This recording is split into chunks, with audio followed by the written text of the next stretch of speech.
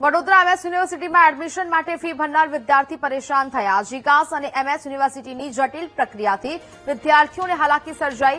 જીકાસ અને એમએસ યુનિવર્સિટીની ભૂલને કારણે વિદ્યાર્થીઓનું એડમિશન રદ થયું। એડમિશન રદ થયા પછી ફી પરત મેળવવામાં વિદ્યાર્થીઓને ભારે મુશ્કેલી સર્જાઈ છે। મધ્યપ્રદેશના વિદ્યાર્થી રોહિત વસ્તરીનું એડમિશન રદ થયું હતું। વિદ્યાર્થીએ બીસીએમાં એડમિશન માટે બક્ષીપંચ કેટેગરીમાં ફોર્મ ભર્યું હતું। એડમિશન પછી વિદ્યાર્થીને જનરલ કેટેગરીમાં એડમિશન લેવાનું જણાવાયું।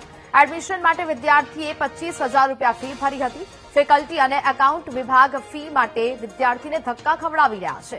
અધિકારીઓ જવાબદારી એકબીજા પર ઢોળી રહ્યા હોવાના આક્ષેપ કરવામાં આવ્યા છે। हमने एडमिशन लिया था, मेरा एडमिशन कंफर्म भी हो गया था, ऑफर भी हो गया था।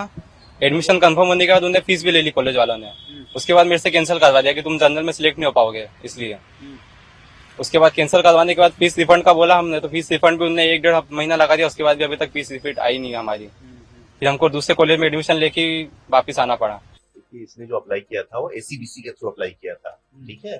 और एसीबीसी के अप्लाई किया था तो उसका रैंक में आ गया था, मेरिट में आ गया था। जो हमारी मेरिट भरी थी तो उसमें एसीबीसी का अलग से बनता है, उसमें इसका मेरिट में आ गया था। अब प्रॉब्लम क्या हुई कि जब ये लेके आया डॉक्यूमेंट तो एसीबीसी किसी अदर स्टेट का था, और कोई भी अदर जैसे गुजरात स्टेट में किसी अदर यूनिवर्सिटी का किसी अदर स्टेट का कोई भी अगर कैटेगरी सर्टिफिकेट स्पेशली एसीबीसी लेके आता है, इवन ईडब्ल्यूएस लेके आता है, तो उसको मान्यता नहीं मिलती है, वो जनरल में आ जाएगा।